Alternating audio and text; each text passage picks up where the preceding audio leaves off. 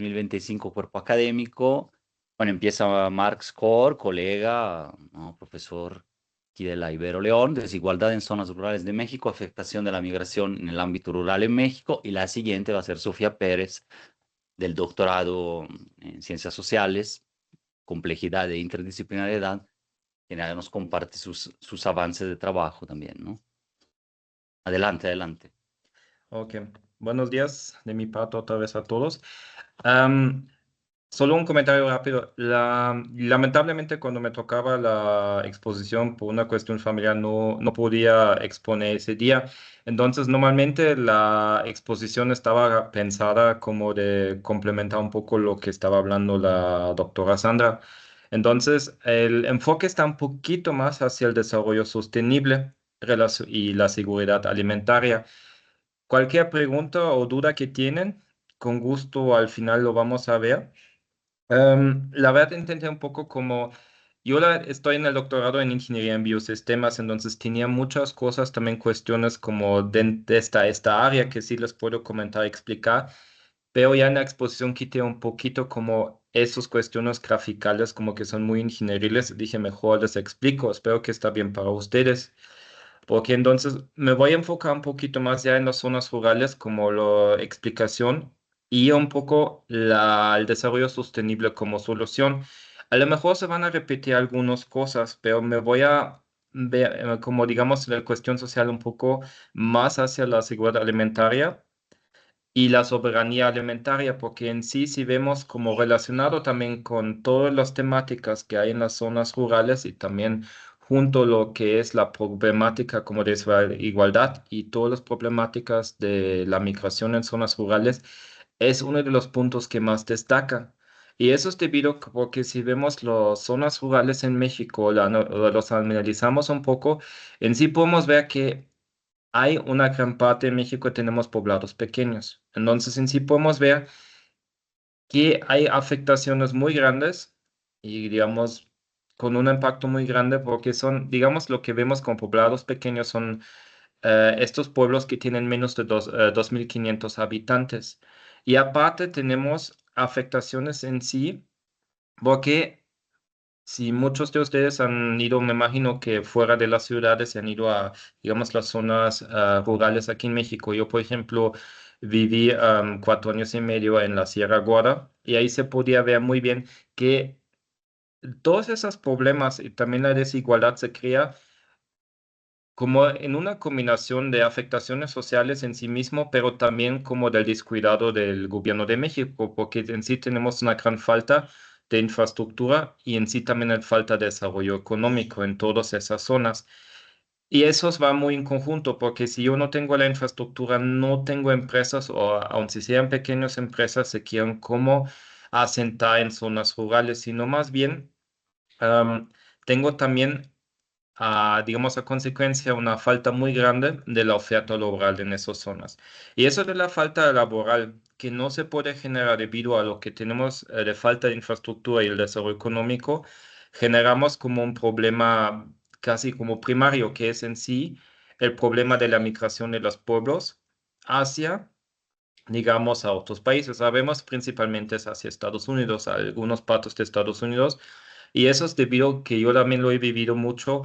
La mentalidad de las personas que viven en esos pueblos es como ya traspasada de generación en generación, de que a los chavos jóvenes, porque en su mayoría sí son los hombres jóvenes de los pueblos, vayan a Estados Unidos, por ejemplo, que eso ya es como se estableció como una cultura tal cual casi, de que se está traspasando de generación a generación eso de que vas al otro lado y te va mejor que aquí.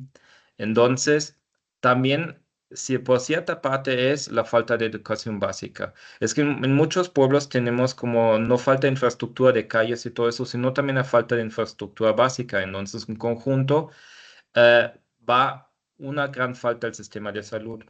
Yo, debido a mi formación, me estoy en sí concentrando como un poco más en la falta de seguridad alimentaria, porque lo que yo he visto mucho en todo ese tiempo que he vivido en la Sierra Gorda es también que tenemos justo en esos pueblos como desigualdades a diferentes niveles.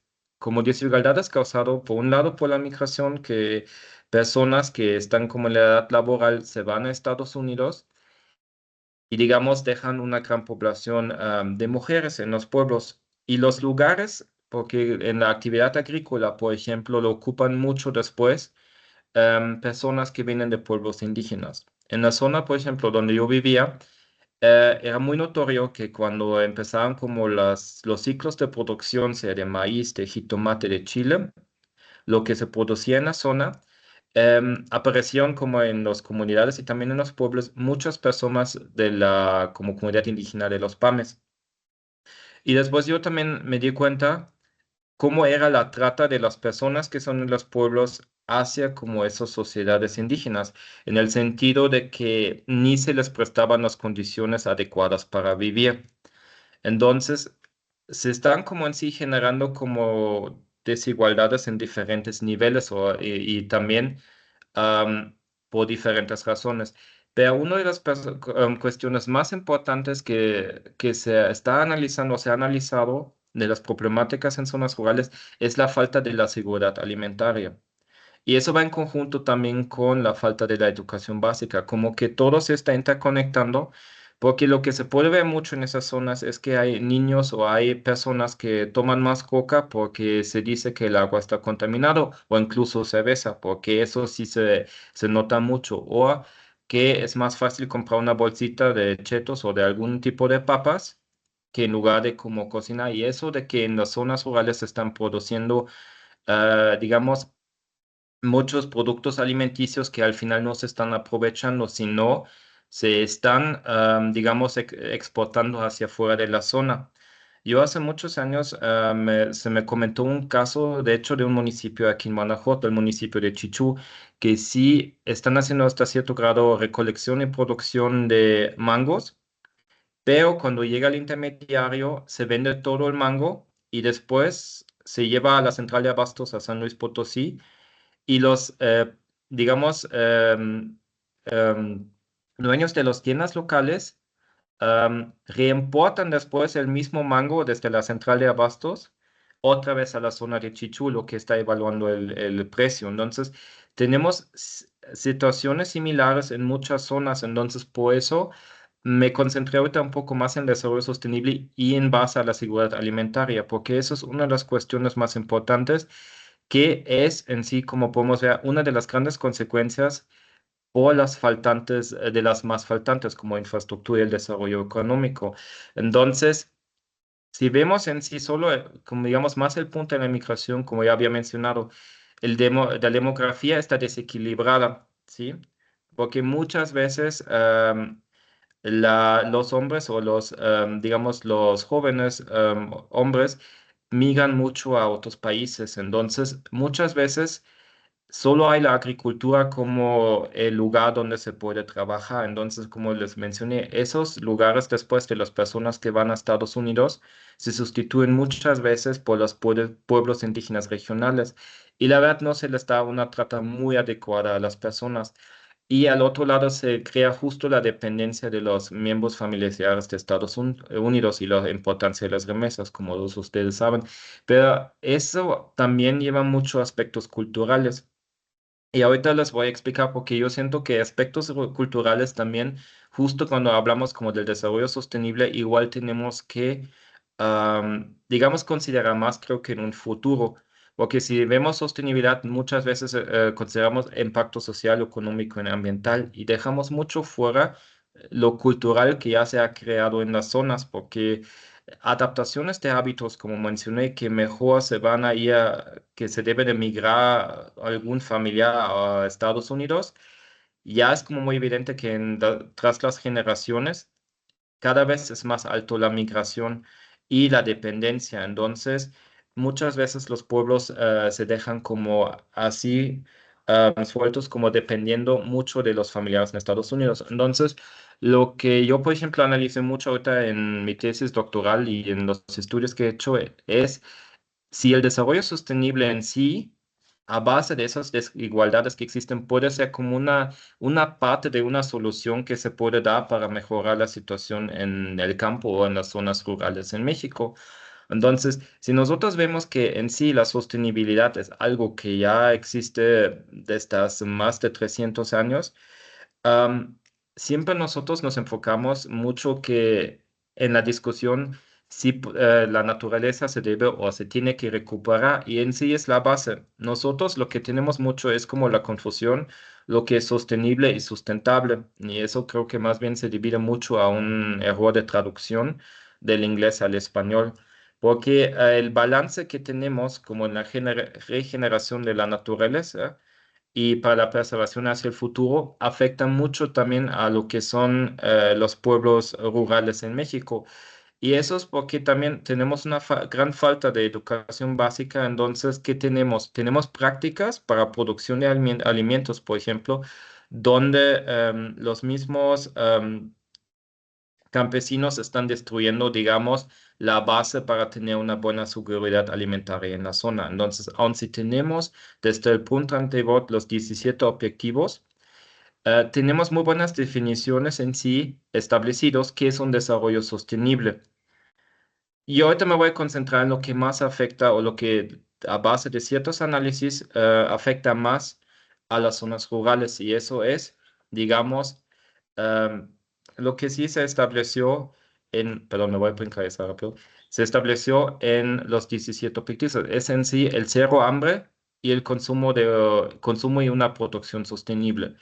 Porque si vemos las desigualdades sociales que existen, sí hay que trabajar en eso, pero la desigualdad más grande que se genera tras de todos los factores en zonas rurales es justo el cero hambre y el consumo y la producción sostenible, que van muy en conjunto y muy a la mano y es lo que más se afecta en las zonas rurales. Se puede decir que también lo que afecta es un poco la conciencia sobre una buena alimentación, como acabo de poner el ejemplo, que en muchas zonas rurales se opta, en lugar de como hacer una alimentación sana de productos que se pueden producir en la zona, por una importación de productos, es decir, por importación de enlatados, o digamos todavía tenía la idea que una idea muy grande que ciertos recursos de agua están contaminados y en lugar de tomar agua, e incluso eso se transmite a los niños, se toman refrescos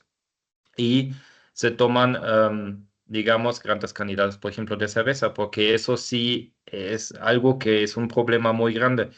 Y socialmente eso también tiene un impacto muy grande, porque si te vemos a base de educación, cómo se está haciendo como una educación alimenticia en todas esas zonas, en conjunto de que después se van a causar muchos o grandes problemas de salud, podemos decir que no hay como desarrollo muy bien de seguridad alimentaria y eso normalmente en sí debe ser como una base muy importante contra ciertas cuestiones de desigualdades en zonas rurales.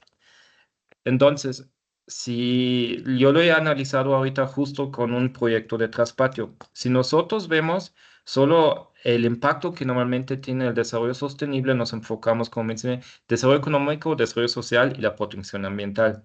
Lo que en sí debemos también considerar es unos como pilares secundarios, que sea como una protección cultural y un desarrollo tecnológico. Yo sé que el desarrollo tecnológico eso es un poco más ingenieril y viene un poco más es como más complicado para generar un impacto contra una desigualdad. Pero lo que es muy importante si yo quiero desarrollar algo sano en una zona rural es la protección cultural. Es decir, si nosotros estamos haciendo conceptos o queremos implementar nuevos conceptos para apoyar a la gente en los pueblos y en el campo, tenemos que analizar siempre cuál es como la base ancestral, cultural de su pueblo o como de su región para protegerlo. Y eso es muy importante porque nosotros ahorita tenemos un gran problema que estamos generando desigualdades por la destrucción de tierras cultivables. Es decir, nosotros ahorita no estamos manejando bien y no se están enseñando bien socialmente cómo los campesinos deben de trabajar y hacer su mano de obra, digamos, en el campo para generar, digamos, productos alimenticios de buena calidad y al mismo tiempo, digamos, tener la seguridad de que ellos mismos pueden vivir de lo que producen. Y culturalmente nosotros estamos dejando muy afuera de ciertos hábitos de alimentos que se consumen en las zonas. Sí, nosotros ahorita estamos implementando, o se están implementando mucho monocultivo de ciertos como especies resistentes. Bueno, me imagino todo el mundo conoce Monsanto y lo que está haciendo Monsanto. Entonces, eso es como algo, como el gran enemigo contra algo que es una protección cultural. Digamos que nosotros dejamos mucho fuera de lo que se alimentaron las personas y que fue como la base de su vida antes que llegó como una producción agrícola, digamos, industrializada. Y eso aquí también estamos generando como otro tipo de desigualdad y en sí como consecuencia causa justo la migración. Es decir, nosotros, digamos, estamos viendo que se están implementando mecanismos como de una producción de alimentos que no es factible, que es más dañina para la zona, pero al mismo tiempo aparte de los daños ambientales que se genera, no genera como ingresos o no genera como la sustancia para que tenga una vida digna con un impacto social como digamos digno y también como tener una economía adecuada, sino más bien lo que se está causando hoy en día es se está perdiendo culturalmente todo lo que es como el campo en México y esos son prácticas que en sí generan una desigualdad y una brecha como que se tiende a hacer como unos tipos de migración hacia Estados Unidos. Entonces, si quieren después se les puedo pasar todo eso, porque las explicaciones, digamos, en sí es justo eso. Nosotros en sí, si queremos como ver la desigualdad, tenemos que ver justo también cuál es el impacto cultural. Yo lo utilizo ahorita un poco como a base de seguridad alimentaria, porque es lo más importante, pero también tenemos como desventajas tecnológicas. Y esas desventajas tecnológicas es también decir que justo en zonas rurales se están usando, no se está haciendo el control adecuado cuando se hace una producción de alimentos, pero también no se están usando tecnologías adecuadas. Entonces, tenemos ahorita el problema de que en muchas zonas rurales hay em, cantidades muy altas, bueno, cantidades, ¿cómo se dice? Como números muy altos, perdón, números muy altos de personas que sufren de Parkinson. Y esos números muy altos de personas que sufren de Parkinson es debido a digamos, a las condiciones laborales que se están exponiendo. Porque muchos agroquímicos, aun si ya están prohibidos, se están usando todavía en muchas zonas de producción agrícola en México. Y esos están causando grandes cantidades de personas que tienen Parkinson por la exposición a estos agroquímicos. Entonces, eso está causando otra problemática porque como no tenemos la infraestructura en el campo de salud, entonces las personas ni reciben una atención adecuada. Entonces, yo he visto muchas personas que, aun si son jóvenes o tienen apenas 40, 45, 50 años, ya están sufriendo de Parkinson debido a que desde los 12, 13 años o incluso hasta antes están expuestos a altas cantidades de agroquímicos que son volátiles en el aire. Entonces, eso es otra problemática muy grande que se tiene o que se está viendo. Entonces, muchas personas lo que piensan, lo que dicen es que mejor me voy a ir a otro país porque con el mismo trabajo puedo ganar más dinero y mantener mi familia, a que me estoy exponiendo a muy bajos salarios a cierto tipo de agroquímicos, porque ni hay una protección buena, porque yo he visto mucha gente que cuando tienen como su bomba atrás el aparato para como como poner de manera foliar a las plantas como los agroquímicos, no tienen ni cubrebocas o máscara. Ellos se tapan con una bufanda y así caminan horas y horas en la nube de agroquímicos. Entonces, va muy en conjunto también la desigualdad con la tecnología que no se está usando. Entonces, es como todo un círculo que normalmente sí se debe de considerar, tal vez también en cuestiones sociales si hablamos de, digamos, cuestiones sostenibles, incluye más o punto extra como la cultura. Yo sé que normalmente en muchos artículos científicos la sostenibilidad, la cultura se incluye en su social, pero lo que se ha visto en los últimos años debe ser un punto aparte porque no puedo hacer, digamos, implementar las mismas estrategias contra conceptos de desigualdad si no tomo en cuenta como la cultura. Entonces, si yo me enfoco un poco más que es una producción sostenible, por ejemplo, llego otra vez muy rápido como a la falta de la educación y de las capacitaciones de las personas que viven en zonas rurales. En sí no hay como, no hay mucha consideración, consideraciones éticas, cómo, digamos, debemos manejar de verdad, un desarrollo sostenible em, bien para que de verdad las personas pueden seguir adelante, sino más bien estamos haciendo como, o estamos viendo que hay muchos apoyos gubernamentales, pero no se están haciendo de manera adecuada. Y justo eso toca otra vez el punto de la seguridad alimentaria, debido a que muchos programas gubernamentales enseñan cómo se hace una agricultura convencional de traspatio con el uso más alto de agroquímicos que hay. Y ahí también tenemos otra vez como un desequilibrio en lo que está pasando, porque si el gobierno y Sagapa está implementando programas para, digamos, apoyo al campo, pero al mismo tiempo está apoyando con maneras dañinas y ahorita como hace una producción en casa de alimentos para justo, digamos, complementar la seguridad alimentaria. Por eso, siempre se dice, toda persona tiene derecho a un nivel de vida adecuado que la asegure, así como a su familia, la salud y el bienestar, y en especial la alimentación. Eso es lo que se dice en la Declaración Universal de los Derechos Humanos.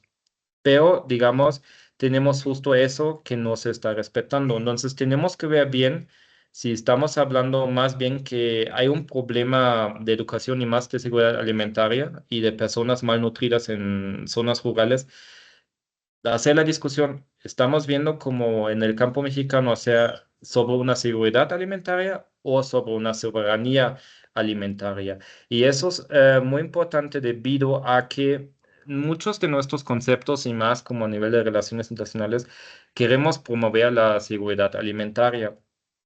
Pero la seguridad alimentaria también puede ser que estamos importando muchos alimentos hacia una zona y no estamos dando justo esa iniciativa para que en una zona rural se haga su propia producción. Entonces, si aún vemos como todos los conceptos que hemos visto a nivel internacional de la ONU, y de la FAO y de otros organismos, siempre se habla de que sí se debe hacer si debemos implementar en todos lados que ahí existe la seguridad alimentaria. La problemática es si nosotros no estamos viendo bien las cuestiones culturales y lo que es la alimentación, no podemos lograrlo porque eso también, la alimentación es algo muy cultural en las diferentes zonas. Entonces, tiene que ver también mucho con los hábitos. Yo sé que tenemos muchos crisis a nivel mundial. Ahorita lo que se está pasando, por ejemplo, en Gaza, que casi se está, o ya estamos en estado de una hambruna de las personas de Gaza, eso sí en sí es diferente porque ahí sí se tiene que dar cierto tipo de alimentación y muy rápido. Pero si estamos haciendo un proceso más lento para tener un impacto, tenemos que discutir muy bien si no nos vamos ahí o si de verdad estamos cumpliendo los elementos básicos para implementar una seguridad alimentaria. Y eso es decir, hay disponibilidad, estabilidad, el acceso, el control y el consumo responsable. Y justo lo que es el punto de consumo responsable de alimentos. Aquí tenemos como un gran problema a nivel mundial. En muchos supermercados se sacan 2, 3 días o hasta incluso 7 días, por ejemplo, antes de que es la fecha límite de caducidad, los productos de, digamos, de los diferentes lugares en las tiendas. Entonces, estamos tirando mucha comida a la basura o la echamos porque no existe la conciencia. Y en cuestiones de seguridad alimentaria tenemos lo mismo. A veces hay como falta de conciencia, qué es lo que vean las personas ocupan y digamos, qué es la estabilidad que se puede, digamos, crear culturalmente a base de una implementación de una, digamos, seguridad alimentaria como adecuada. Porque también es la disponibilidad, lo que hoy en día se maneja mucho para que se haga algo contra la desigualdad, es el concepto de producir, comprar y comer, perdón, producir, comprar y comer localmente, justo para evitar el gran impacto ambiental que tenemos y aparte aprovechar como todas las cuestiones culturales que hay en las diferentes zonas.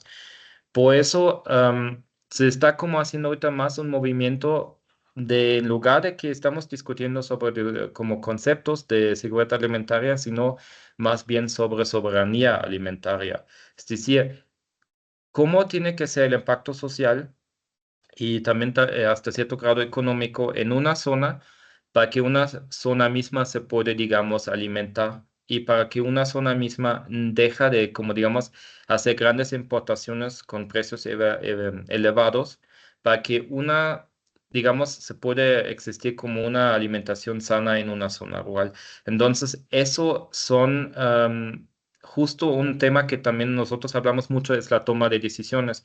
Entonces, eso también es algo que se tiene que concluir en el futuro contra, digamos, todas las cuestiones de desigualdad. ¿Sí? Entonces, no solo es importante que nosotros hacemos como conceptos y decimos y los implementamos en pueblos, sino también se necesita hasta cierto grado la retroalimentación. Normalmente aquí en la exposición tenía muchas cuestiones ingenieriles. Intenté como hacerlo más fácil. Porque, miren, háganse cuenta, lo que yo en los últimos años trabajé mucho es la producción de sistemas de traspatio para implementar soberanía alimentaria sostenible. Entonces, eso se basó mucho en el autobasto familiar y hacía una pequeña o mediana producción comercial, pero sin el uso de agroquímicos, es decir, sin uso de pesticidas o fertilizantes. Porque lo que ahorita está avanzando mucho, que se ve mucho como más en ciencias naturales y ingeniería, es la implementación de redes de producción, pero a base de estrés de plantas.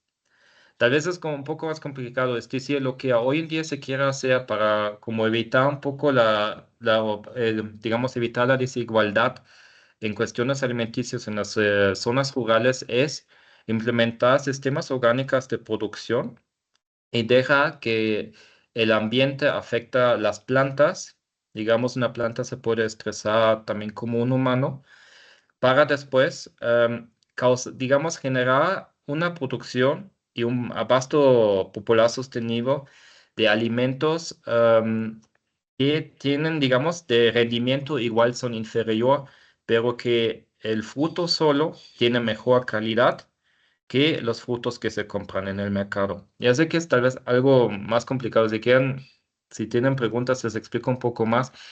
Pero lo que se está haciendo ahorita mucho, y eso es algo muy importante tal vez en los conceptos de impacto para como una seguridad alimentaria o contra la desigualdad que existe por falta de ciertos productos nutricios, es que se está haciendo como una implementación de producción en traspatio y al mismo tiempo, digamos, se están estresando las plantas, es decir, se les quita agua, se les está causando sequía, porque las plantas mismas pueden, digamos, generar cierto tipo de anticuerpos que en sí se expresan después en los frutos como vitaminas.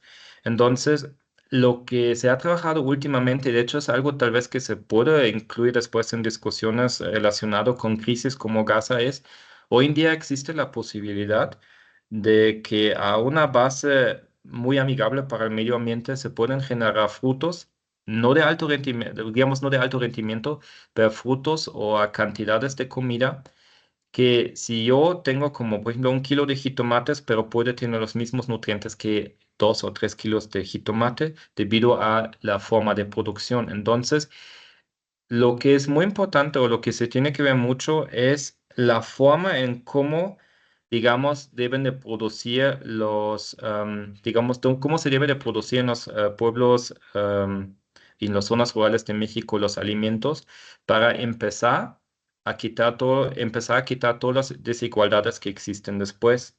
Es decir, basarse en una buena alimentación y nutrición y también al mismo tiempo eliminar como las afectaciones de agroquímicos que tienen muchas consecuencias hacia la salud de los poblanos y de ahí basarse para que después se implementa cierta infraestructura, digamos, cierta oferta laboral y tal vez como en su consecuencia al final evitar que las personas tienen la necesidad de migrar hacia otras partes.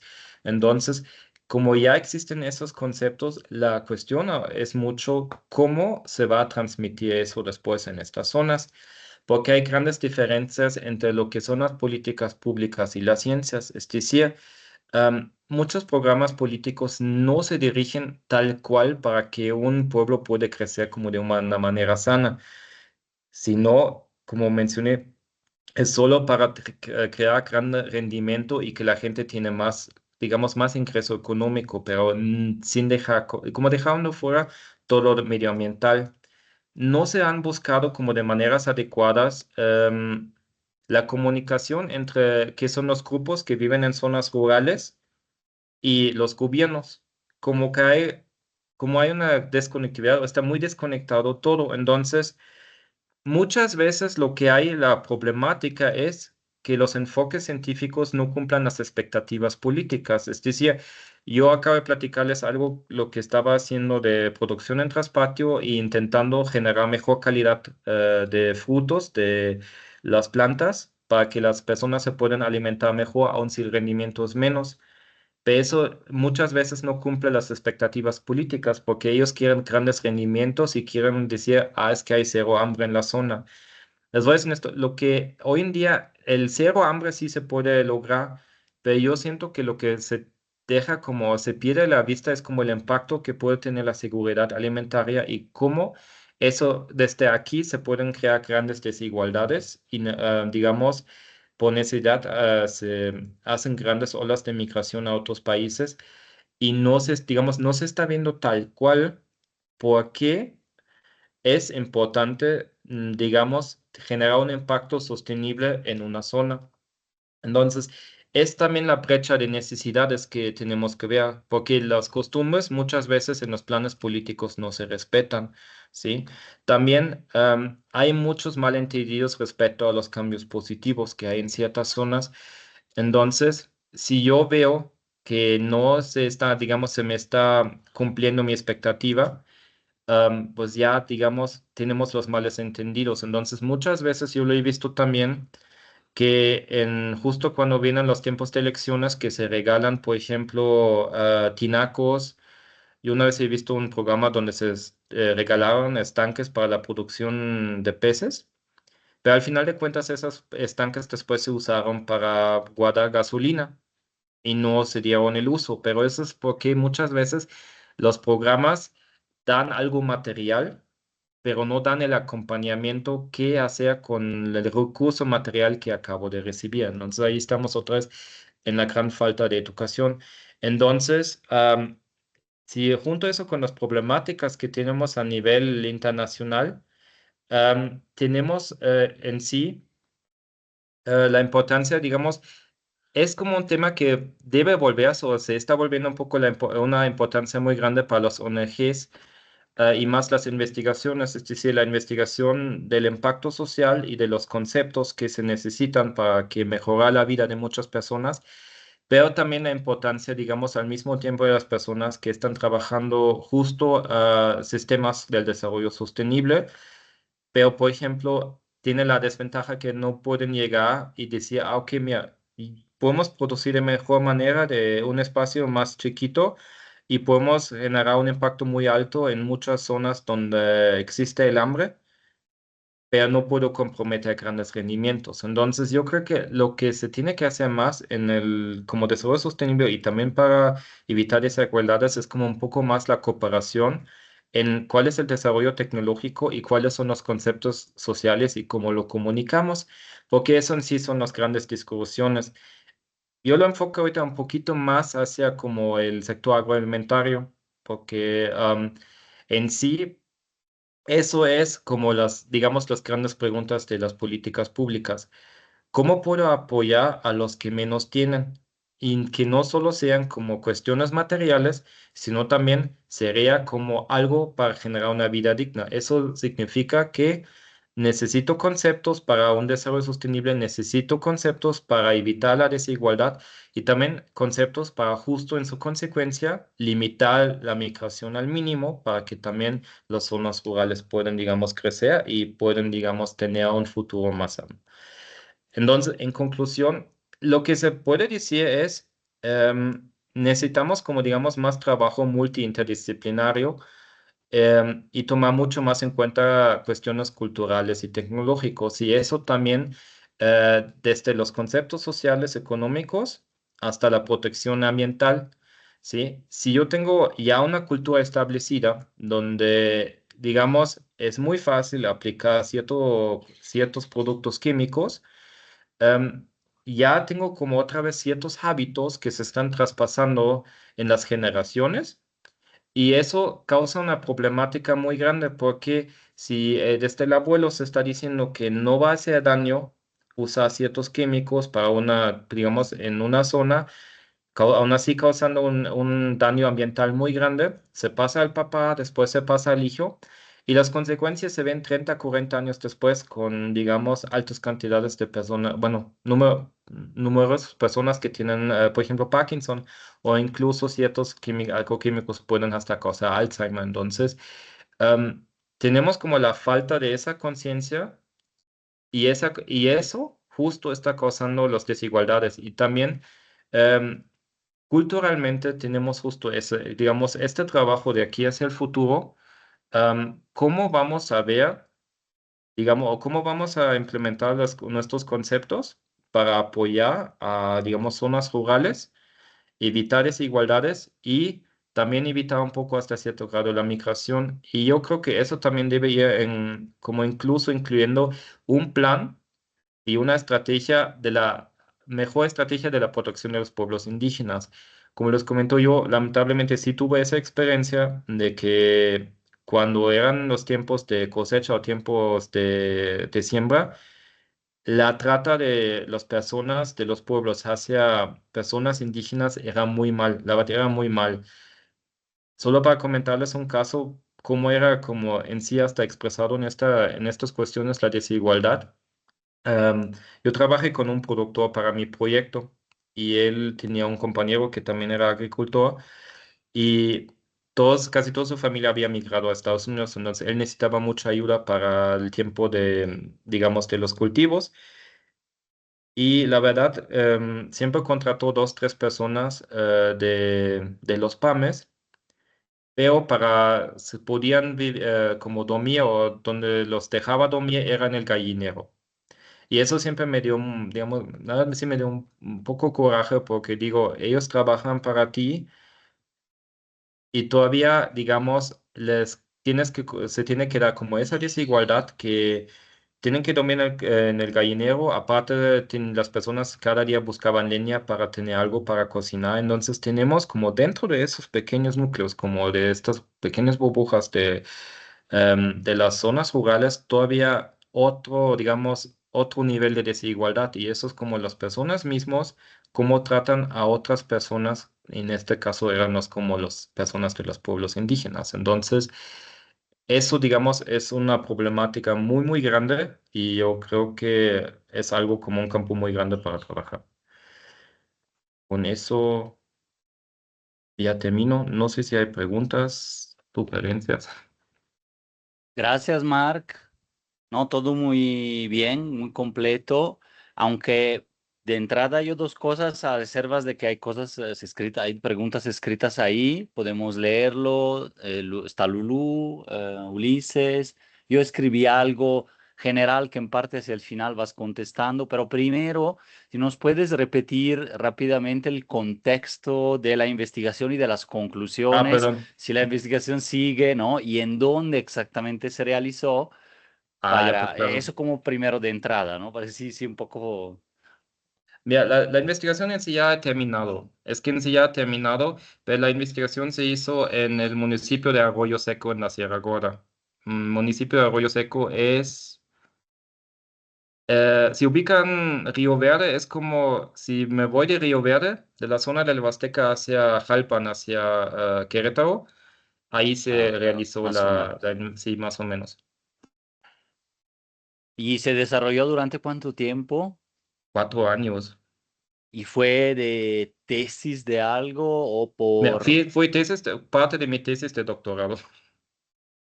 Y también te agradezco por haberla hecho muy asequible y aquí porque sé que tiene todo una base cuantitativa y otro tipo de análisis también, ¿no? Sí, es que la cosa es que deja un poco afuera como todas las cosas de ingeniería. No es como que no les quiero, no significa que no les quiero enseñar, pero saben, es que estamos hablando cómo las vitaminas en las plantas están interactuando para que se pueda mejorar digamos, un fruto de jitomate y cómo el suelo genera los minerales. Y dije, bueno, eso mejor lo dejo afuera. Si a alguien le interesa, con gusto se lo puedo platicar. Es como los dije, como yo puedo como hacer como plantas, menos rendimiento, pero como un jitomate puede tener como la nutrición si me estoy comiendo dos o tres. Pero esos generan un impacto social porque, digamos, aun si tal vez no tengo tanto alimento, yo me puedo llenar o puedo, digamos, quitarme el hambre digamos, con menos producto. Entonces, eso de hecho es un tema muy interesante, a cuestiones nutricias, justo para los ONGs, porque ahorita existe la oportunidad y los ONGs justo que están como un poco más relacionado como, como para el cierro hambre, y ya se les da la oportunidad de tener como productos alimenticios que la cantidad es menos, aporta los mismos nutrimentos, significa que yo en cuestiones logísticas puedo, digamos, transportar más alimento a las zonas y, digamos, darle más de comer a más personas, ¿sí? Es que como, por ejemplo, si tomamos el ejemplo de Gaza, si nosotros ahorita tendríamos como justo eso, una producción con estrés en plantas, como digamos, donde se generan más vitaminas en los frutos de las plantas, tengo menos frutos, misma cantidad nutricia y puedo, digamos, alimentar más personas. Entonces, de hecho, yo trabajé mucho con sistemas acuapónicos, entonces eso hasta se pueden implementar en zonas de guerras. De hecho, en África sí se ha hecho. Entonces, eso es como un poquito como empezar desde aquí, desde, digamos, este aspecto, como eso era lo que estábamos haciendo.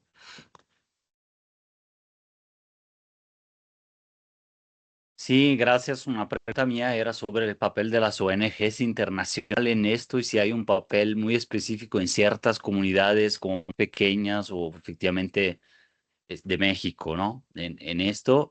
Pero te leo, si puedes, te leo lo de Ulises porque dice que no tiene micrófono y Sí. Lulú, y si quieres con esos tres, No, mira, pues yo me puedo tomar unos 10 20 minutos más, no hay problema.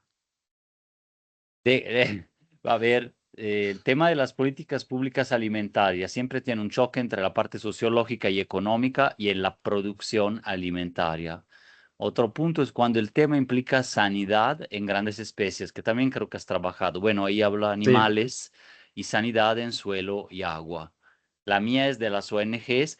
Si esperas, a ver, Lulú, la intervención de Lulú, y hacemos su Mm. resumen y ya, bueno, tenemos en realidad unos minutitos y ya más o menos por ahí del mediodía dejamos la palabra a Sofía, pero adelante, creo que Lulú primero y luego te escuchamos, Marc. Sí. Sí, Bueno, pues gracias por la exposición, bien interesante, Mark, y felicidades por el cumpleaños. gracias. Este, a mí lo que te quería preguntar es cómo trabajaste con las comunidades. O sea, lo que nos estás presentando aquí son observaciones que tú haces, pero ¿cómo trabajaste con ellas? ¿Qué metodología utilizaste o nada más recogiste información, tallereaste? ¿Cómo le hiciste? Es que la verdad sí era muy difícil, para ser honesto, era muy difícil. Primero porque soy extranjero y hubo una cierta desconfianza.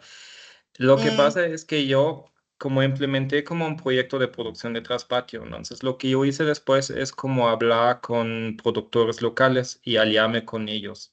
Digamos, como tener el primer paso para de verdad como obtener información. Es que hay una gran problemática en eso. Si yo voy a una zona rural o a una comunidad rural y estoy haciendo algo que tiene que ver con alimentación, ya no existe información. Nadie dice nada. La cosa es que ellos mismos están muy cerrados debido a que están haciendo ciertas prácticas que normalmente ya no se deben de hacer. Entonces, lo que yo hice es un poco hablar, queremos conocer personas, aliarme un poco con ellos para tener referencias justo en la producción de alimentos. y de ahí me estaban presentando otras personas. Es decir, como por eso fue tanto tiempo, es que yo me tenía que conectar con ellos y tenía como, digamos, estaba checando ciertas metodologías, pero dije, bueno, mejor lo hago un poco a través de otras personas que me presentan para platicar y captar la información. Y después mejor voy a ver cómo lo puedo evaluar, porque sí tenía ese problema, como esa reserva hacia mí como extranjero, pero también al otro lado, digamos, los secretos que se están manejando en los pueblos respecto al uso de agua, respecto a contaminación, respecto a ciertas cuestiones sociales. Digamos, yo después tenía una persona de confianza que hasta me comentó cuando hubo justo esos abusos hacia los, digamos, las personas de los PAMES. Pero yo personalmente tenía justo ese problema. Quería hablar con personas de este grupo indígena, pero estaban muy cerrados. Es decir, como era un problema muy, muy grande de verdad llegar y hablar con ellos sobre sus problemas. Entonces, ahí sí tenía que triangular un poco, pero o ir con personas para hablar con ellos. No significa que no se puede o no se he podido, pero es, digamos, son cuestiones muy cerradas. Eso lo que conté, por ejemplo, del gallinero, eso yo mismo lo vi con mis propios ojos. Entonces yo ahí dije, híjole, no, pues eso sí. Y también se veían cosas. Y también justo cuando eran tiempos de cosecha, uno ya sabía, como dije, viví 4 años y medio ahí, uno ya sabía qué viene y cómo va a ser la trata. Y hubo mucho, como un cambio muy grande en el pueblo.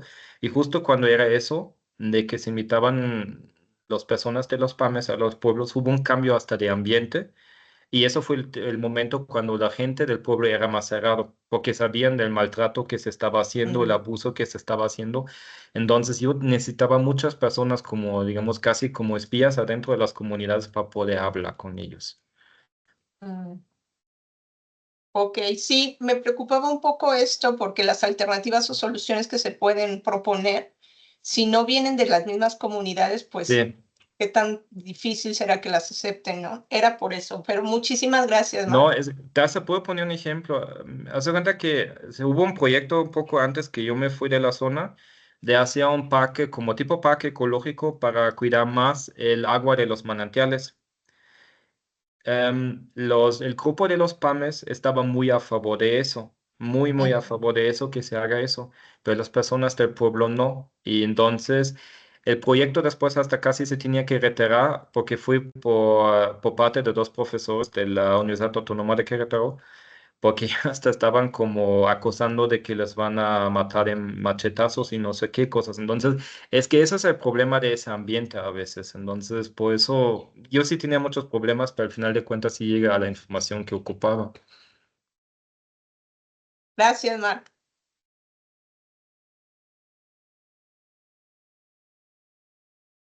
No sé si haya más cuestiones. Digo, yo no soy como que muy técnico, experto del tema como para estar más. Son cosas más genéricas, ¿no? Entre curiosidad por la Mm. metodología, lo que ha pasado ahí, esto que comentas. Pero no sé si hay alguien más que tenga preguntas particulares o lo que está escrito aquí. Creo que yo lo empecé a escribir, esta relación entre la desigualdad en el campo, pero que son múltiples desigualdades y acumuladas y hasta casi que culturalmente llevan a la Sí. migración como una válvula de escape. Eso lo hemos visto en ranchos de todo Guanajuato, donde eso es muy común.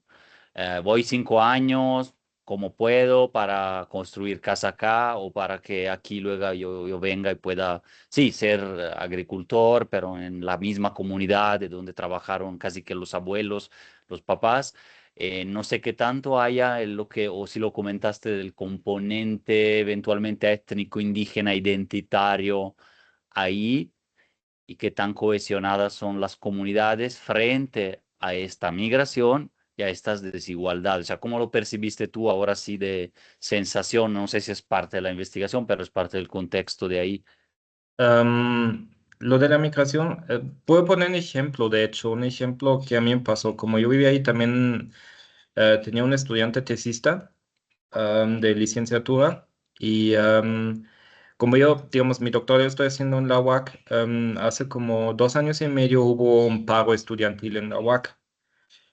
Entonces no hubo clases un mes y justo ahí fui también cuando otra vez como se puso un poco en el enfoque el tema de la migración debido a que muchos estudiantes recibieron como de sus familias, como no hubo clases no sé cuántas semanas por el paro estudiantil, que se vayan al otro lado, que para qué están estudiando una licenciatura, que ya no hay clase. Y ahí fue como justo cuando se estaba poniendo otra vez como en el enfoque lo de la migración, es decir, que en muchas zonas es ya algo culturalmente, como son hábitos culturales de que mínimo una o dos personas de la familia se van a migrar, ¿sí?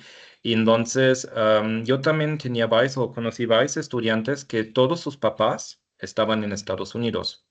Había un estudiante que no había visto a su papá en 12 años o en 10 años, creo, y lo que le decían a él, pues, ¿qué haces en la universidad? ¿Por qué estás estudiando? Vente a trabajar, eso no sirve para nada. Entonces, como también se está recibiendo mucho lo que es en los pueblos, si hay como oferta de educación, es muy difícil convencer a todo el pueblo, sino más bien eso también he visto dura años hasta que como hay un reconocimiento de que sí es importante la educación, sino más bien muchas veces lo que yo vi es personas jóvenes cuando la tenían la primera oportunidad se fueron.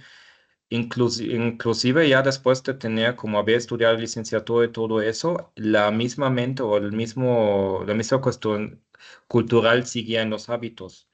De los estudiantes, por ejemplo, que conocía de la zona, creo que más de la mitad ahorita andan en Estados Unidos, aun si estudiaron licenciatura, están bien preparados para trabajar, preferían mejor irse a Estados Unidos. Entonces, am, el problema de la migración es muy alto porque también muchas veces lo que vi después cuando son los días festivos como Navidad y vienen muchos familiares, pues se enseña lo que uno logró en Estados Unidos. Entonces ahí se traspasa otra vez como la idea y la información, aunque lo que él tiene, yo también lo quiero. Y eso me ha sorprendido. Yo ya tengo en México como 18 años, 17, 18 años ya en México. Y es algo que yo me topé como en mi primera Navidad en México, cuando estaba aquí en 2007, 2008. Y vi que en los pueblos, y eso fue en una ciudad, y en los pueblos todavía sigue como todavía más drástico de que eso, digamos, esas cuestiones culturales de migración que ya están dentro de las familias. Y aparte se puede ver también mucho en las cuestiones políticas, porque muchas veces la representación de mujeres es muy alta en la política en las zonas rurales, la verdad, sí. Es muy, muy alta. En la zona donde yo vivía, pues tenía durante los tiempos dos presidentas municipales, casi el personal del ayuntamiento eran mujeres. Eso sí se ve, por eso la demografía está muy desequilibrada. No significa que es algo malo, pero sí se nota que hay una gran tendencia de eso, de la migración, y muchas veces es justo por la cuestión laboral o también para tener suficiente dinero como para las cuestiones alimentarias.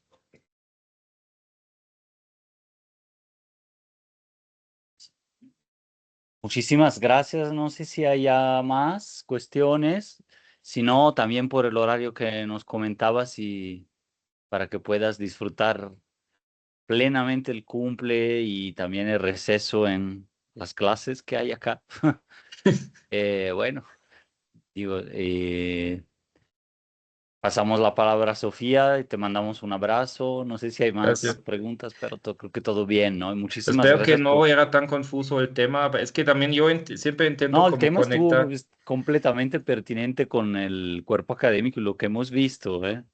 No, no, es que yo siempre entiendo lo que son las cuestiones como tecnológicos, ingenieriles, combinarlo con el aspecto social, porque eso es algo que es sumamente importante. Por eso, si alguien después quiere más saber sobre la calidad nutricia de un jitomate que lo estoy casi matando y después reviviendo, matando, reviviendo, con gusto se los explico. De hecho, es algo que hasta ustedes pueden hacer en su casa con una planta de jitomate, dejarla casi morir, darle otras agua otra vez y después prueban el fruto en comparación a uno de Walmart y van a ver que sabe mucho mejor debido a eso.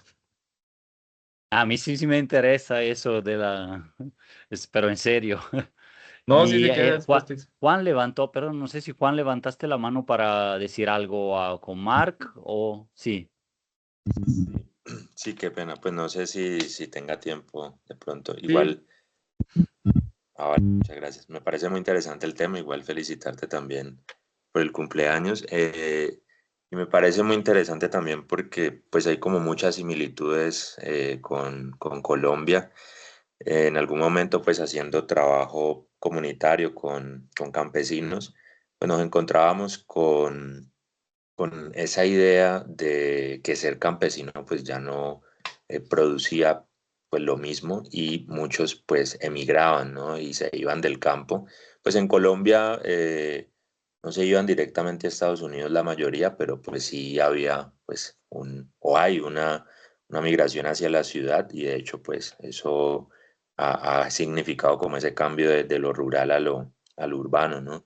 Y eso digamos que me parece como muy importante en términos de que ya no hay una generación o de campesinos, ¿no? De campesinado que también es como una fuerza importante en los países, ¿no? En las naciones o en nuestros países.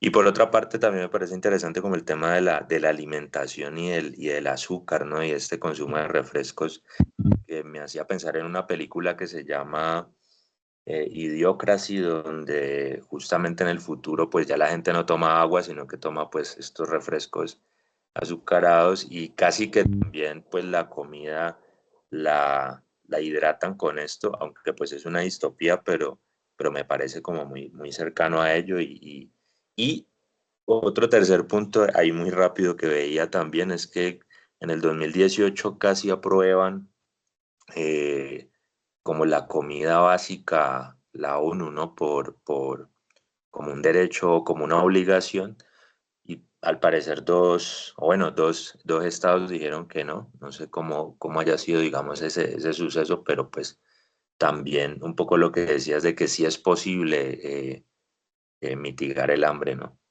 Nada, eso. Sí, Muchas gracias.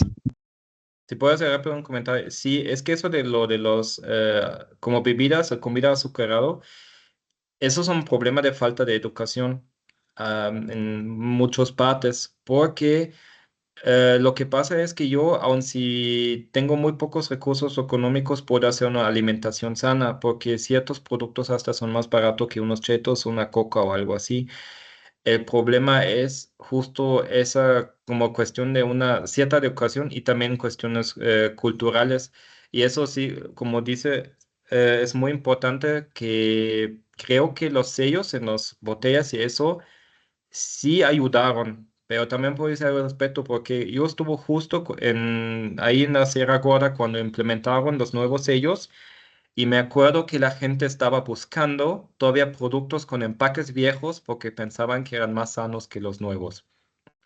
Entonces, em, sí viví eso porque yo dije, no, pues es que yo lo entiendo, es como lo de los cigarros que tienen las fotos, pero es que fui muy curioso. Entonces, aun si es algo bueno, la gente a veces no lo percibe, sino dice, ah, no, es que me están cambiando, ya está cambiando la fórmula, ya está peor el producto. No, simplemente era señalar qué tan dañino es un producto. Entonces, sí, eso sí es algo muy importante, pero yo he visto también justo ese caso.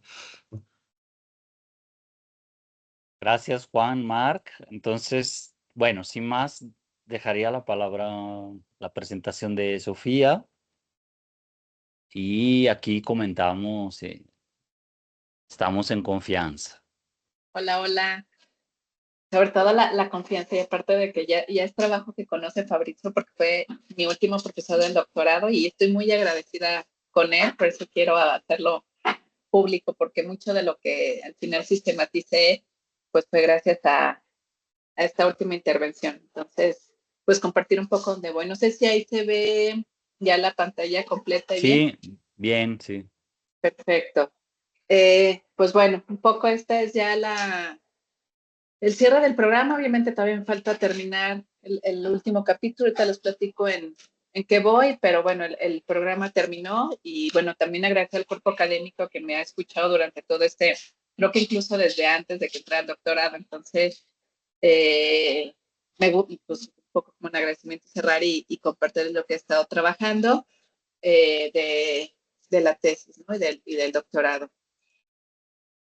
Entonces, bueno, el título de como lo habíamos presentado ya hace un par de años, se ha ido ajustando igual el objetivo, entonces voy a hacer como un recorrido general. El título es El fundamento del derecho desde la justicia indígena, una revisión crítica y epistemológica en el contexto mexicano. Una de las definiciones o de estos cortes de los que siempre me estuvieron hablando es cómo definir desde qué disciplina se va a abordar el contenido. Y fue difícil por mi formación al final. O sea, estudié Derecho, pero también tengo la licenciatura en Filosofía, entonces tenía que pararme en una disciplina, ¿no? Decir si era una tesis con corte más jurídico o con corte más filosófico. Y bueno, aquí dentro como de mis intereses, me voy por la cuestión epistemológica, que es la filosofía. Entonces es una tesis con tintes sobre todo filosóficos de filosofía del derecho, ¿no? Que también es lo que me movió, porque tengo ya varios años impartiendo la materia de filosofía del derecho y es lo que me apasiona, ¿no? Entonces me quedo con la filosofía del derecho. El problema de investigar sigue siendo en general el mismo, esa fue mi línea transversal. Bueno, ocurre que el desarrollo histórico del fundamento del derecho se ha construido a través de la epistemología occidental, la cual fue impuesta a América a través de la conquista y replicada sin apertura a los saberes de los pueblos originarios, lo que ha impedido la inclusión de la visión jurídica desde una epistemología indígena. Entonces, al ser una reflexión o un acercamiento hacia la epistemología, lo que me interesa es cómo esta tradición, que yo lo veía desde las clases de filosofía del derecho, lo que se hablaba era sobre la justicia, estas justicias de Aristóteles, Platón, Tomás de Aquino, Kelsen, como si fuera la única forma de justicia que existiera, y por tener este corte racional precisamente, que impedía a considerar otras epistemologías y otras nociones de justicia como es, ¿no? Entonces, yo lo que vi es que el derecho era el occidental y los usos y costumbres eran de los pueblos originarios, ¿no? Entonces, incluso como ciertos conceptos desvirtuaban otras epistemologías, y lo que me interesa reflexionar es acerca de esta apertura. Que aquí atrás está también el pluralismo jurídico. Entonces, la pregunta central es cómo puede un diálogo crítico con la perspectiva de justicia de los pueblos originarios habilitar una transformación epistemológica en la fundamentación del derecho. Entonces, una de las discusiones que teníamos justo en clases es que evidentemente va a haber un cambio si se abre como este diálogo, pero ver cómo se genera o qué cambios hay o qué afectaciones hay desde esta visión, porque de que los hay, ¿no? Tenemos ya un constitucionalismo latinoamericano que ya vemos estas implicaciones y cómo van reconociendo otras formas de hacer política, de hacer derecho, de hacer justicia. Entonces es ver cómo va a afectar esto, ¿no? Las preguntas secundarias las estoy desarrollando en torno a las grandes categorías que ahorita las mencionaré, que me han ayudado como los ejes transversales de análisis, ¿no? Y a través de estas he ido organizando la información. Entonces, bueno, ¿de qué manera la raíz occidental del derecho imposibilita un diálogo pluricultural? ¿Cuáles han sido los mecanismos que se han desarrollado desde la visión occidental del Estado mexicano para consolidarse como una postura hegemónica que se impone como monismo político?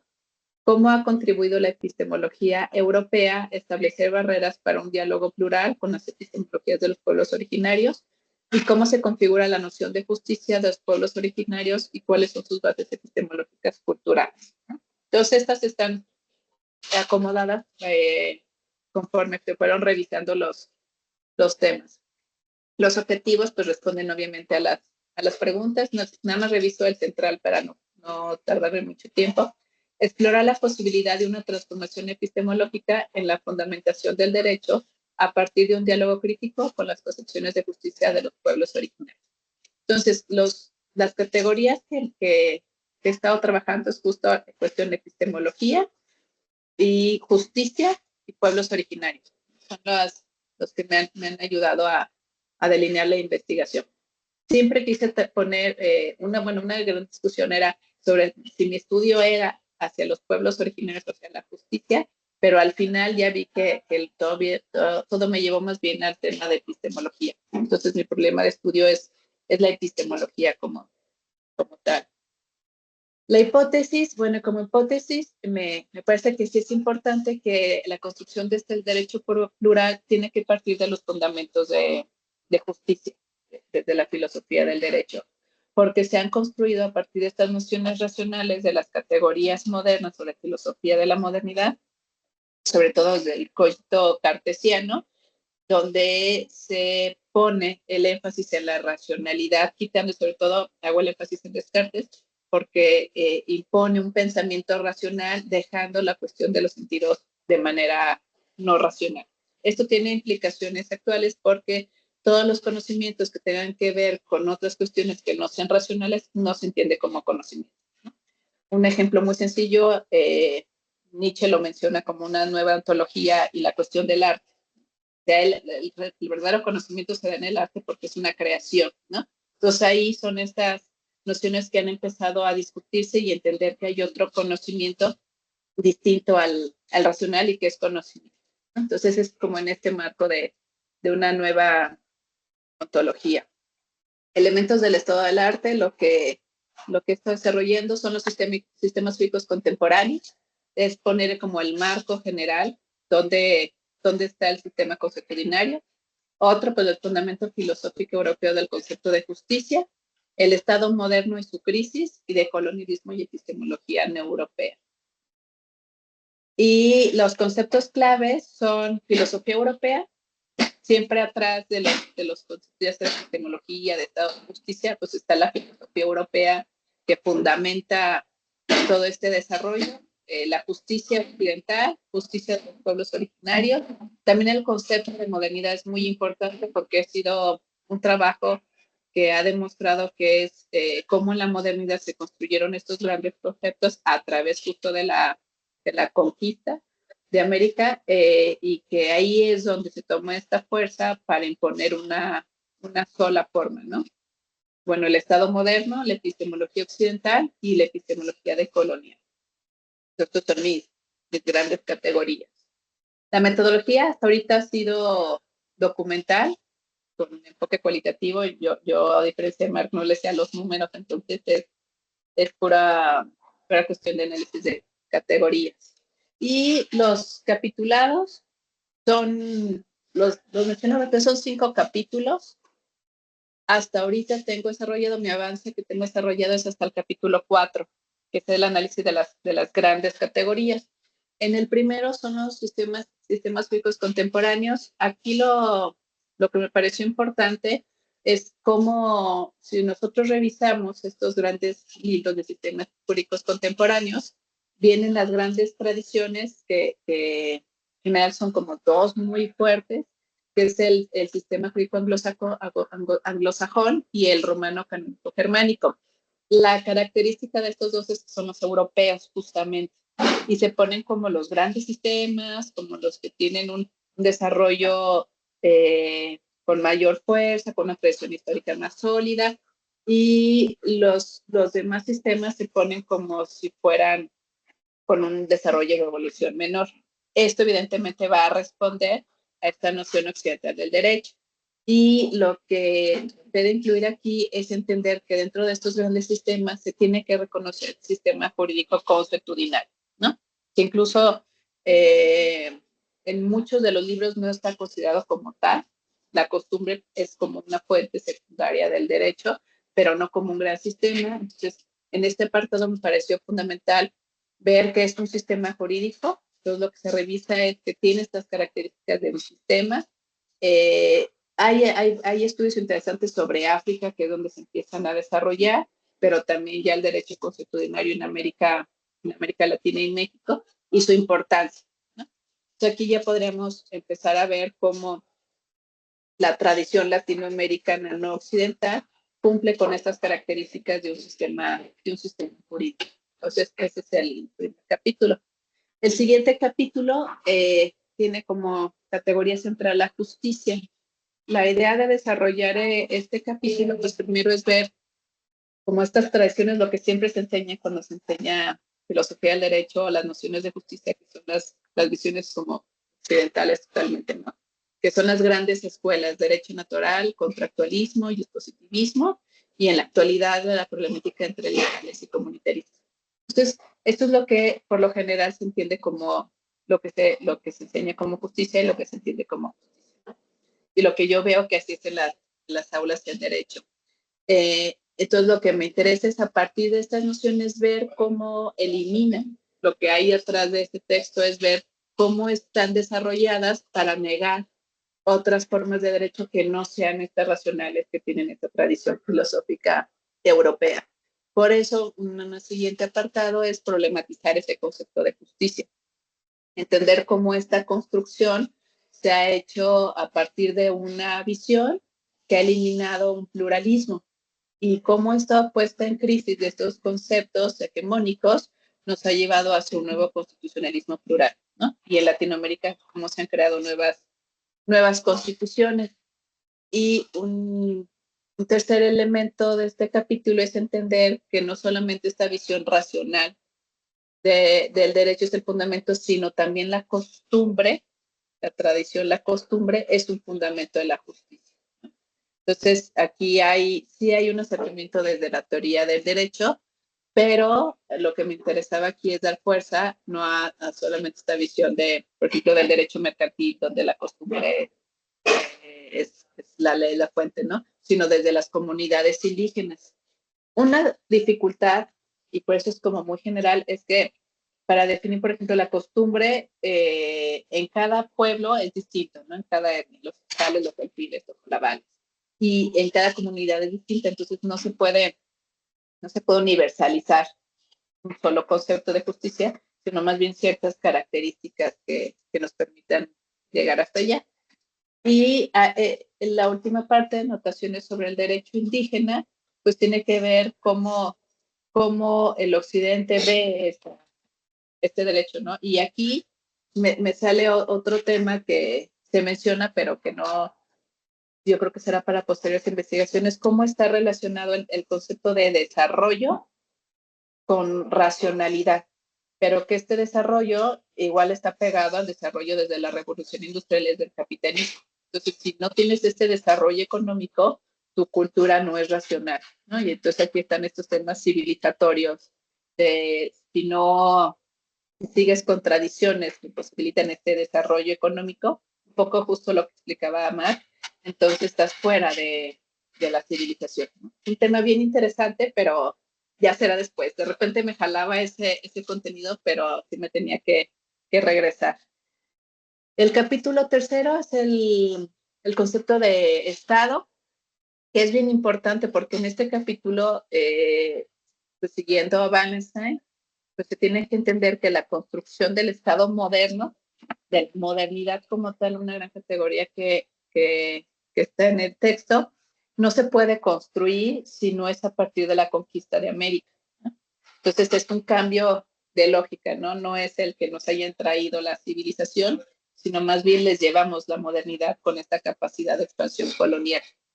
Entonces, aquí es donde está este núcleo de entender que no hay modernidad ni una Europa hegemónica si no hay esta conquista o explotación de centro y periferia que se maneja desde Wallenstein y Enrique Dussel, ¿no? Cómo se necesitaba de esta relación un poco, ¿no?, de esclavitud y de gente que explota el extractivismo para poder desarrollarse como tal, ¿no? Y como previo a esto, realmente no había ese desarrollo ni tecnológico, ni económico, ni del Estado europeo, sino es hasta que se da eso. Entonces, aquí es donde se revisa eso, ¿no? Tal cual el antecedente del Estado, la conformación del Estado y cómo la conquista de América fue la que generó la construcción del Estado moderno.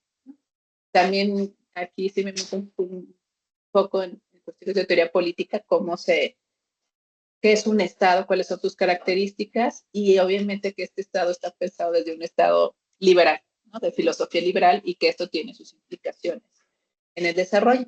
Y la última parte, hegemonía y modernidad, pues es también igual esto que les decía, entender que surge este eurocentrismo, que América, estos textos lindísimos, ¿no?, la invención de América y cómo cómo se negaron todos los modos de organización política, social, cultural, fueron negados, ni siquiera fueron vistos, como menciona Todorov, y que a partir de estos nuevos espacios se construye, ¿no? Con estas visiones como ahora sí va a haber un nuevo renacimiento porque todo es nuevo, ¿no? El nuevo mundo.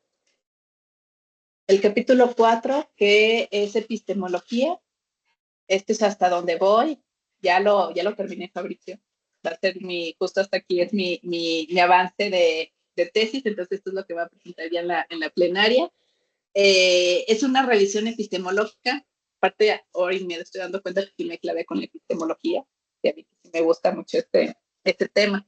Entonces la primera fue una revisión sobre la epistemología, qué es las tradiciones como clásicas de epistemología, ver cuándo surge, hago un recorrido histórico muy breve, ¿no? Desde los griegos, los padres de la iglesia, la época medieval. Sí, me voy así como, es breve, pero sí tenía como ganas de hacer este recorrido.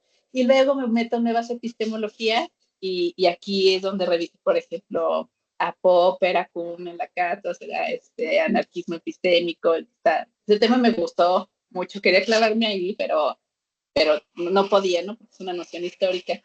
Y la teoría de la complejidad, que es un doctorado en complejidad, entonces tenía que ser un pequeño espacio a lo que me enseñaron mis profes de la complejidad durante 3 años, ¿no? Este es un breve recorrido, porque las vertientes de la complejidad son amplísimas. O sea, aquí es así como una pequeña embarrada, decir, es la complejidad y para esto funciona, ¿no?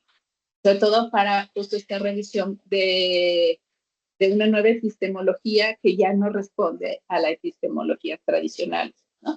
Y que surge dentro de estas crisis y que la complejidad lo ve, ¿no? Decir que ya no es una respuesta simple disciplinar, sino justamente tendría que ser una respuesta de las relaciones del fenómeno, el análisis del fenómeno.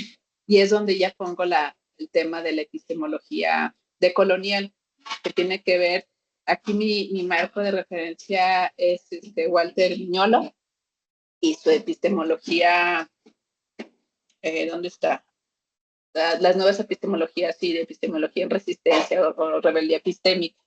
Es justo este reconocimiento de otras formas de conocer que no son y que no tienen que ser forzosamente racionales en la tradición moderna. Entonces, este es mi último avance. Todo esto es un marco teórico de las grandes categorías: epistemología, Estado, justicia y sistemas jurídicos. Son mis 4 grandes ejes para desarrollar. El último capítulo, que igual yo escuchaba mal y me queda clarísimo que es dificilísimo entrar a la experiencia de la comunidad, como le preguntaba a Lulú, donde todos estos referentes me van a ayudar para hacer un análisis de casos que ya están relatados.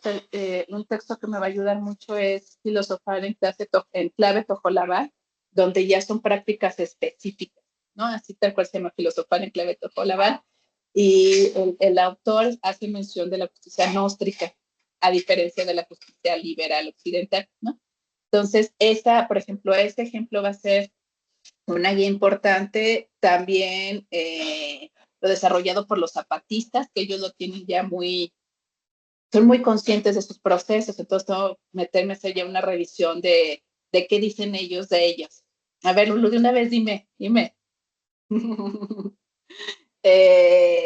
Y también para completar, yo había pensado hacer como entrevistas como de varios personajes de una comunidad otomí aquí en Guanajuato, cerca de San Miguel, pero es muy difícil, es muy difícil.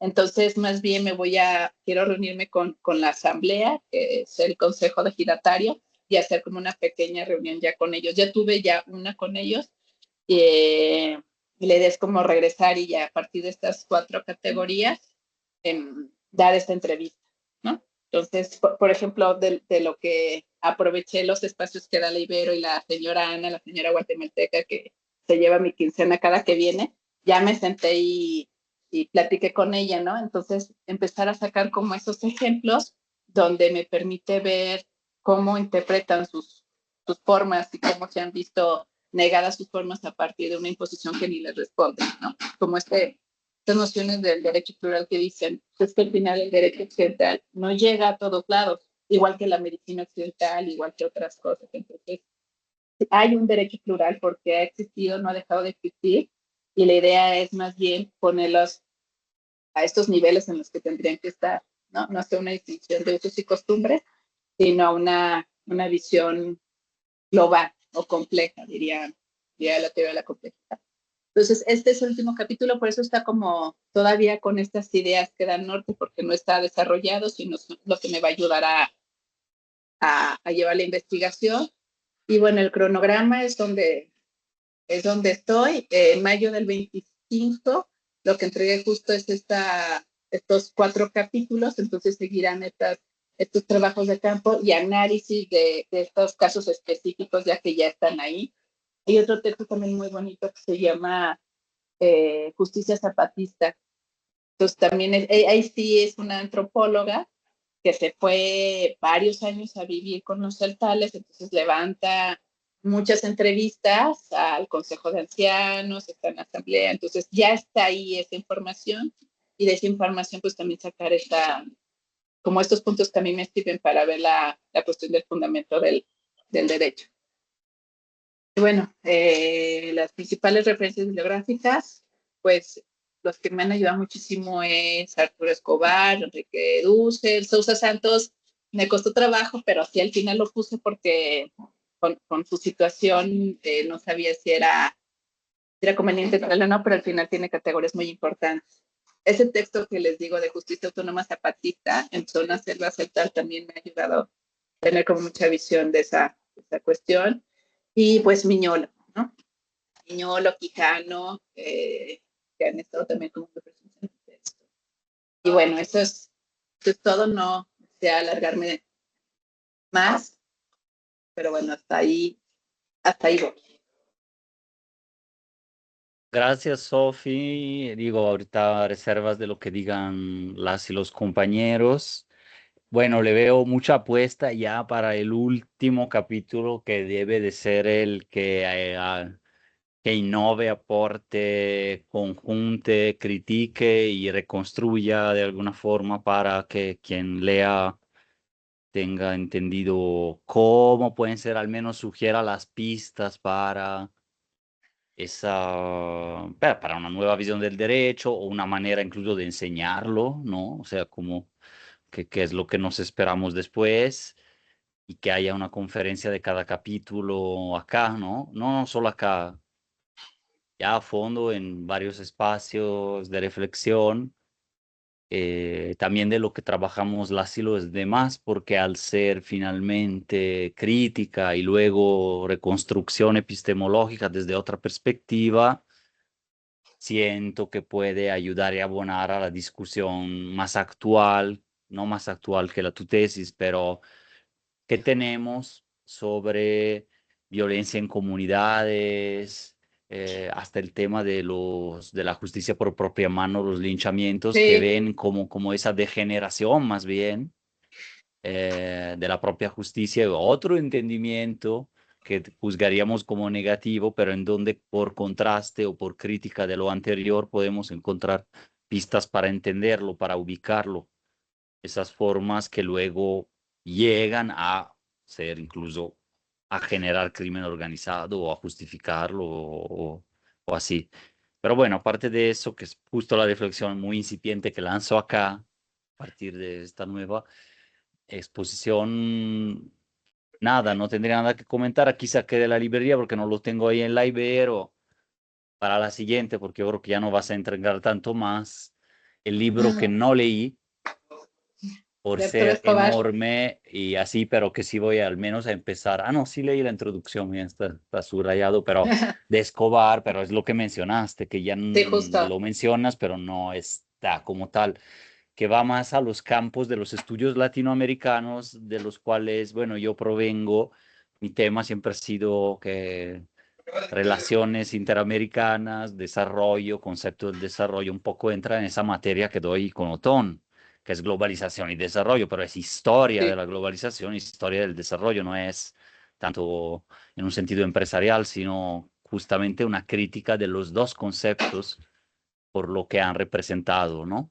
Entonces, justo es que no se puede separar, no, o sea, estos temas no se puede separar, se tiene que mencionar porque sale forzosamente, pero sí es toda otra línea bien interesante. es que bueno, desarrollo y el modelo de desarrollo neoliberal es uno de estos modelos, pero no el único, que de todos modos tienen una raíz común que es colonial, de una u otra forma. Entonces, independientemente de que nos guste más uno u otro, todos tienen cierta raíz de todos modos que viene de, claro, occidental y así. Entonces, a mí me sirvió también la lectura de tu tesis para referir, aplicar, tener un fundamento mayor como es la función de la filosofía, de alguna manera, y también del derecho, fundamentar también otros discursos que luego yo aterrizo en la materia, ¿no? A lo mejor, o sea, en el curso, para hacerlo asequible, pero que finalmente tienen ese sustento y un muy buen repaso histórico desde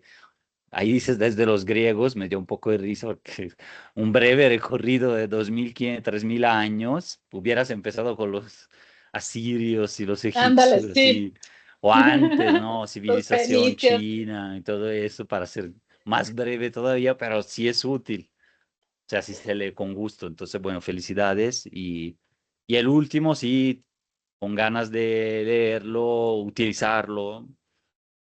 Ojalá, bueno, que se pueda hasta concretar en publicaciones, cosas, ¿no? De varia naturaleza, pero ya después dejo la palabra a este autor, no sé si Lulú también, y ya, sí, gracias.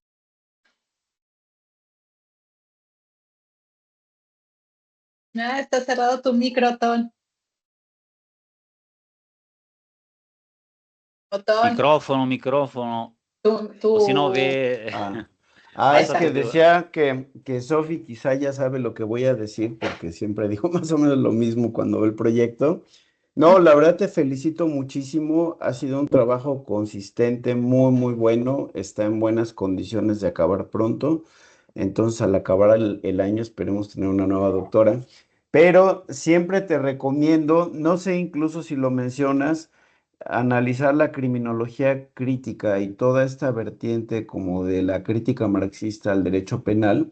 Entonces ahí te puse una recomendación del libro básico de Alessandro Barata, que justo hace toda una crítica que pone de cabeza la función del derecho penal y que creo que también sirvió de base para reelaboraciones de otros enfoques de justicia, ¿no?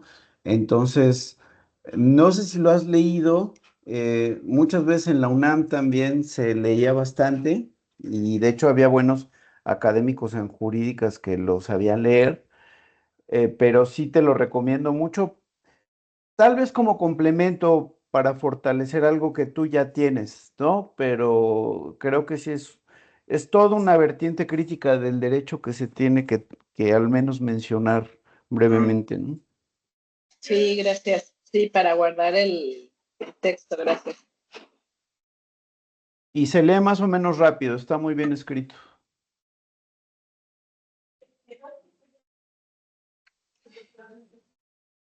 Lulú, ahora sí. Bueno, ahora sí. Oye, no, felicidades, qué choncho trabajo, de verdad. Felicidades. Yo tenía como una inquietud, Sofía, a ver si tú lo tienes contemplado esto. En estos sistemas de justicia no hegemónicos, digámoslo así, ¿qué tan sólidos todavía están? Si tienes esa visión, si sabes más o menos cómo está este termómetro, ¿qué tan sólidos están o qué tan carcomidos, penetrados por estos sistemas de justicia occidentales ya están? ¿O sigue habiendo una solidez en ellos? Esa era como mi duda, pregunta, inquietud. Fíjate que es un sistema mixto y es que por ahí va la respuesta. O sea, tanto en epistemología como en pluralismo jurídico no es eliminar no se busca como eliminar o como esta falacia de hagamos comida prehispánica cuando ya no es, o sea, no es posible, ¿no? Que luego es así como ya no es posible, no, ya no es posible, lo que se busca es lo plural.